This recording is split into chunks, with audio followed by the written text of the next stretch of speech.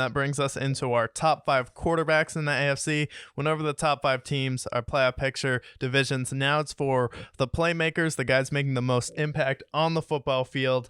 5 all the way up to 1. Who do you have here? So at number 5, I'll let you start it off. Number 5, I have Josh Allen. Wow.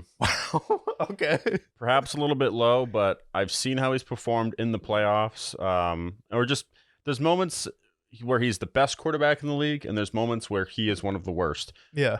That being said, though, you get a dynamic, mobile quarterback with a cannon of an arm, can be super accurate, and just can physically just dominate a game, unlike any others.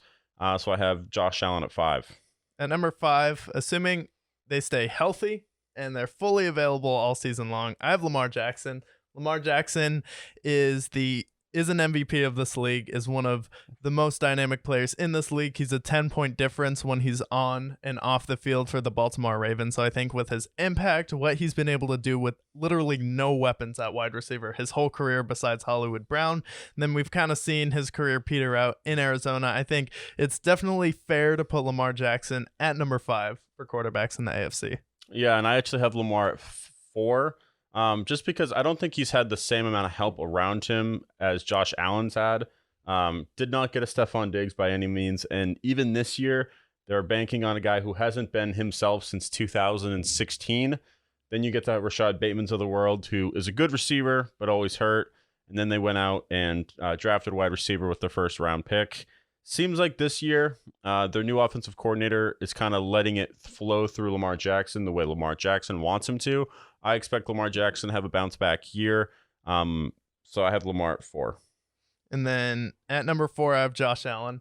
And I think last year we were having the debate between who's the best quarterback in the league. Is it Josh Allen or Patrick Mahomes, when it was clearly Joe Burrow and Patrick Mahomes, but for some reason the media completely missed that narrative because they don't understand how football works.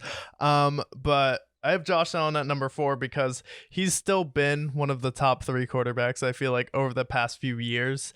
And then I think talent-wise, he's one of the more talented quarterbacks. I think he has more talent than Burrow, more talent than Herbert. He has almost as much as talent as Patrick Mahomes. Mahomes is definitely a more gifted passer, but Josh Allen is one of the most gifted runners. And like, he has a different type of running style as Lamar, but if he wanted to, I feel like he could go out there and get 1,000 yards. Yeah, absolutely. Especially when last year he was their running game. I think this year I don't see him as mobile. I think he'll still be a very mobile quarterback. But when you have the Latavius Murrays, the Damian Harrises, and James Cook, who I think they expect to take a next leap, I do see him taking a step back, not being as mobile, giving it to them more often. Okay. And then number 3, this is kind of a projection here, but I have Trevor Lawrence at 3. With the addition of Calvin Ridley, he finally gets a legitimate number 1 receiver. Then he also gets the Christian Kirks of the world. They kept Evan Ingram. Then they also have Travis Etienne in the backfield, getting Tank Bigsby as a more receiving back. Their offensive line, they've improved a little bit in the offseason. But Trevor, if he can mitigate the mistakes, I think we saw him the last 2 months of the season being one of the best quarterbacks statistically in the NFL. I don't think it's crazy to have him at 3, especially because he can do all the things that these other guys can do. Can be mobile, not to the same extent to these other 2 that I mentioned.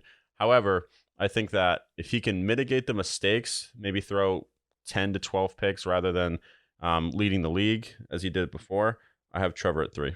Yeah, I have Trevor as 3 as well because we saw him survive Urban Meyer and what that mess was with what he had to mentally go through. And then last year with a bunch of 2s, he was able to lead his team to the playoffs. So he had Zay Jones, and then he also had Christian Kirk. And I think those are fine receivers, and they're like borderline lower 2s, but now with Calvin Ridley, he'll have a legitimate top receiver, and we've seen what happened with Jalen, Josh Allen, how much their game went through the roof. And I think Trevor Lawrence has a better feel for the game than Josh Allen, where it seems like Josh Allen's trying a little bit too hard. He's not letting the game fully come to him. Trevor lets the game come to him, doesn't force it as much, and I think he's a more accurate passer than Josh Allen. And I think he has a better natural touch for throwing the football than Josh Allen, and he also plays in Florida. And I think if he's the number 1 seed like we predicted in the playoffs this year, I think Trevor Lawrence is probably going to be the MVP this year as well, because going up against a really weak division in the NFC, you play in the worst division in the AFC, which none of these other guys do. So statistically, it's probably going to be dynamite for him.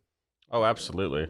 And then with our 1 and 2 spots, we have to put Joe Burrow 2, second best quarterback in the league, and then obviously Patrick Mahomes at 1. I assume the rating's the same for you.